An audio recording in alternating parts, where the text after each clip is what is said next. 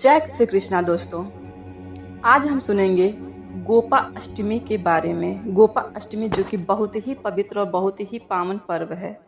जो भक्तगण जानते होंगे उन्हें तो पता हो, अच्छी बात है। जो नहीं जानते होंगे वो आज जान लें कि गोपा अष्टमी का क्या महत्व होता है, उससे क्या पुण्य मिलता है और वो क्यों प्रसिद्ध हुई हमारे यहाँ। तो चलिए इसके बारे में हम थोड़ा सा जानकारी आपको दे दें, फिर हम इसकी पूरी कथा के बारे में जानेंगे। अगर आपके पास टाइम हो तभी वीडियो सुने, अगर आपके पास टाइम नहीं हो तो कथा छोड़ के बिल्कुल बीच में ना जाएं। तो चलिए हम आपको बताते हैं। शास्त्रों एवं आचारों के अनुसार कार्तिक मास की शुक्ल पक्ष की अष्टमी को गोपा अष्टमी के रूप में मनाया जाता है। इस दिन से भगवान वासुदेव ने गोचारण की सेवा प्रारंभ की थी। इसके पूर्व वे केवल बछड़ों की देखभाल करते थे। गोपा अष्टमी ब्रज में भारतीय संस्कृति का एक प्रमुख पर्व है। गाय की रक्षा करने तथा गोचारण करने के कारण भगवान कृष्ण को गोविंद और गोपाल नाम से भी संबोधित किया जाता है।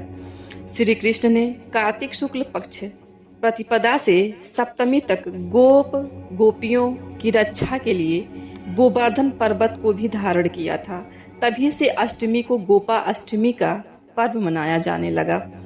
अष्टमी के दिन ही बालकृष्ण ने इंद्र का मान मर्दन किया था और इंद्र ने अपने व्यवहार के लिए कृष्ण से क्षमा भी मांगे थे।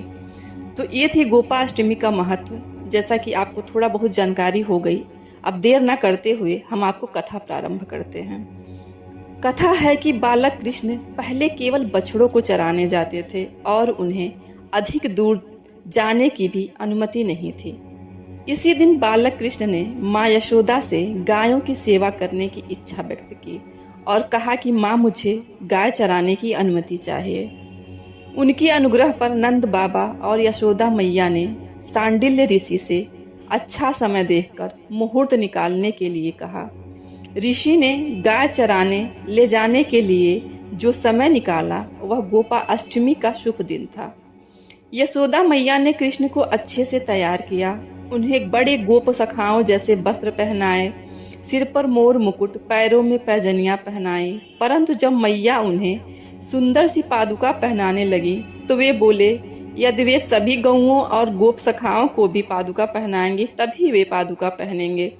कान्हा के इस प्रेमपूर्ण व्यवहार से मैया का हृदय भर आया और वे भाव विभोर हो गई। इसके पश्चात कृष्ण ने गायों की पूजा तथा प्रदक्षिणा करते हुए साष्टांग प्रणाम किया और बिना पादुका पहने गोचारण के लिए निकल पड़े। ब्रज में कहावत यह भी है कि राधा रानी भी भगवान के साथ गोचारण के लिए जाना चाहती थी, परंतु स्त्रियों को इसकी अनुमति नहीं थी। इसीलिए वे और उनकी सखियां गोप सखाओं का वेश धारण करके उनके समूह में जा मिले, परंतु भगवान ने राधा रानी को तुरंत पहचान लिया। इसी लीला के कारण आज के दिन ब्रज के सभी मंदिरों में राधा रानी का गोप सखा के रूप में श्रृंगार किया जाता है। गोपा अष्टमी के अवसर पर गौशाला में गोवर्धन हेतु गौ पूजन का आयोजन किया जाता है। लोग परिवार सहित उपस्थित होकर पूजा अर्चना करते हैं। महिलाएं श्री कृष्ण की पूजा कर गौओं को तिलक लगाती हैं। गायों को हरा चारा, गुड़ इत्यादि खिलाया जाता है तथा सुख समृद्धि के लिए कामना की जाती है।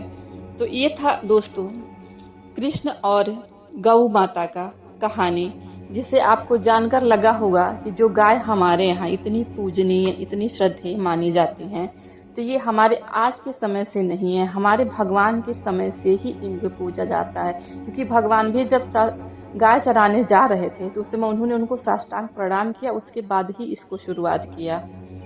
तो हम सब भी अपने आसपास जो भी गौ माता हैं उनकी सेवा करें, उनकी पूजा करें और भगवान से प्रार्थना करें कि आपकी जो भी दुख विपत्ति मनोकामना हो वो सब पूर्ण हो जाए। तो कथा आपको अच्छी लगी फिर कमेंट में लिखें जय श्री कृष्णा। फिर मिलेंगे नेक्स्ट कथा के साथ, तब तक के लिए जय श्री राधे राधे।